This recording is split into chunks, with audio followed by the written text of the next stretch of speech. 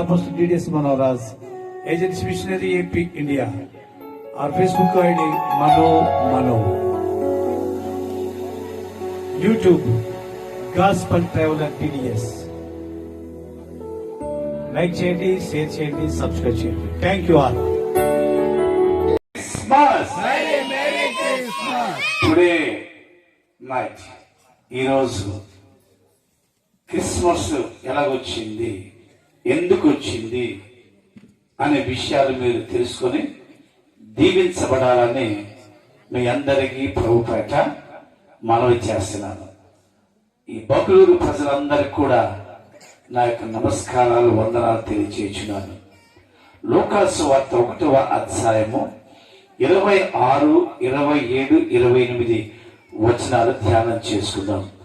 6వ నెలలో గబ్రియేలును దేవదూత గలిలయలోని నజరేతు ఊరిలో దావీదు వంశస్థుడైన యోసేపును ఒక పురుషునికి ప్రదానము చేయబడిన కన్య యొద్దకు దేవుని చేత పంపబడెను. ఆ కన్యక పేరు మరియా. ఆ దూత లోపలికి వచ్చి ఆమెను చూసి, దయాప్రాప్తురాల, నీకు శుభము, ప్రభువు నీకు తోడై ఉన్నాడని చెప్పెను. ఆమె ఆ మాటకు బహుగా తొందరపడి ఈ శుభవచనం ఏమిటో అని ఆలోచించుకొనిచుండగా దూత, మరియా, భయపడకుము, దేవుని వల్ల నీవు కృప పొందితివి. దేవుని ప్రియమైన బిడ్డలారా, ఈ యొక్క ఆశ్చర్యమైన వార్త, మరియమ్మ గారు నజరేతులో నీళ్లు మోసుకుంటూ ఇంటిలోకి వెళ్ళింది. పగలే వెళ్ళినప్పుడు దేవదూత ప్రత్యక్షమైంది. ఇశ్రాయేలు దేశంలో నజరేతు ఉన్నది. మీరు గూగుల్లో నజరేత్ అని గాని మీరు టైప్ చేస్తే మీకు ఆ నజరేత్ వస్తుంది. The beautiful city, the blessed city, దీవించబడ్డది. ఉదాహరణకి దీవించబడ్డం అంటే అర్థం చెప్పమంటారా? మీ ఊరికి మీరే సాక్ష్యం చెప్పాలి. నేను ఈ గ్రామానికి రాకముందు మీ గ్రామంలో నీళ్లు లేవు, వాస్తవా కాదా చెప్పండి. మీ ఊరికి రోడ్డు లేదు, వాస్తవమా కాదా? మీరే చెప్పుకోవాలి, నేను చెప్పకూడదు. మీ ఊరికి ఇల్లులు సరైనవి లేవు, వాస్తవమా కాదా? మీ ఊర్లో ఉద్యోగస్తులు లేరు, వాస్తవమా కాదా? కనుక ఇక్కడ మీ వాటర్ ట్యాంకు ఎక్కడ పడ్డదని గవర్నమెంట్ లిస్ట్ లో ఉన్నదో తెలుసా? చర్చి ప్రక్కన. దీవించబడ్డం అంటే ఇవి లోక సంబంధమైనవి.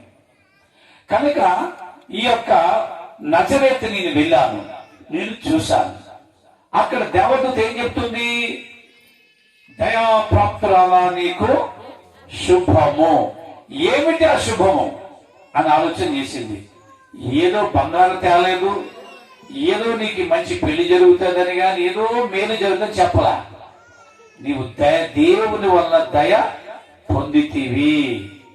ఏమిటో అని తొందర పడిపోతుంది, గాబర పడిపోతుంది. ఈ రోజుల్లో కూడా క్రిస్టమస్ జరుగుతుంటే చాలా మంది గాబరం అయిపోతున్నారు. కొంతమంది క్రిస్టమస్ కూడా ఆపేస్తున్నారు. కానీ తర్వాత వాళ్ళు కూడా నమ్ముతారు, ఇది వాస్తవం.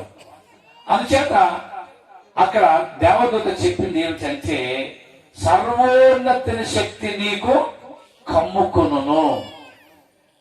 అప్పుడు నీవు గర్భము ధరించి కుమారుని కందువు, ఆయనకి ఇమ్మానుయేలు అని పేరు పెట్టుము.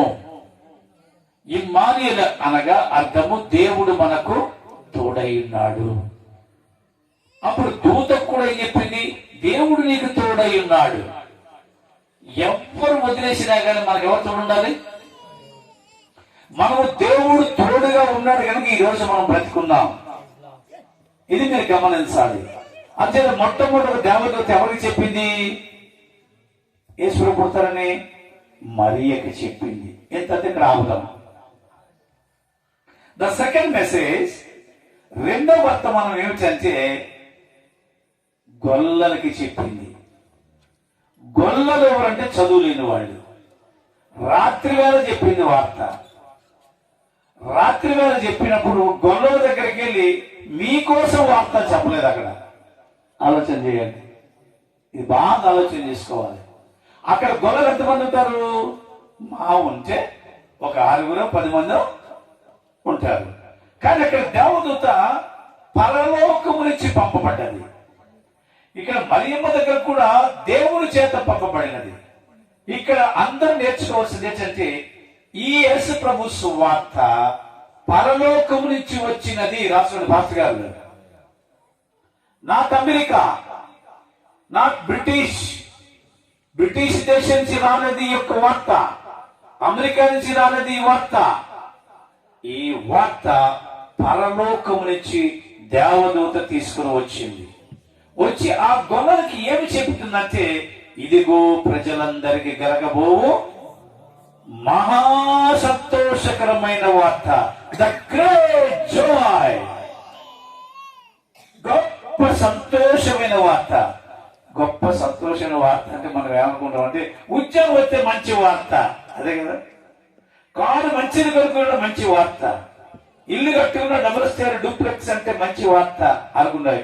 ఇవి శాశ్వతము కావు.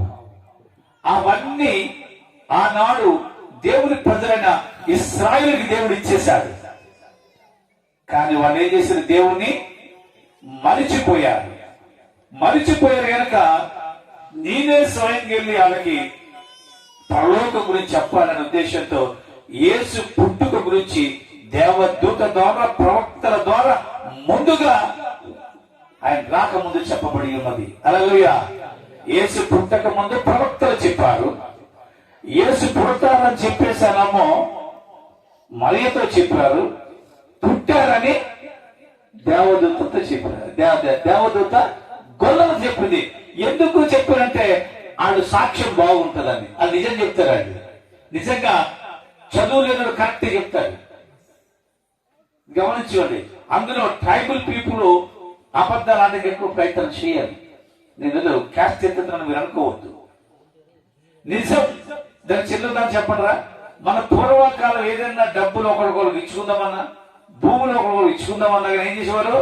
మాటతోటే చేసేవారు పని, అంతేగాని కాగితంతో మాత్రం చేసేవారు కాదు. అంచేత ఎప్పుడైతే అక్కడ దూతకి చెప్పిందో ఓహో వాళ్ళకి ఏం కలిగింది చెప్పండి? మహా సంతోషం కలిగింది. చీకటిలో ఉన్న ఆ ప్రజలకి సువార్త చెప్పింది.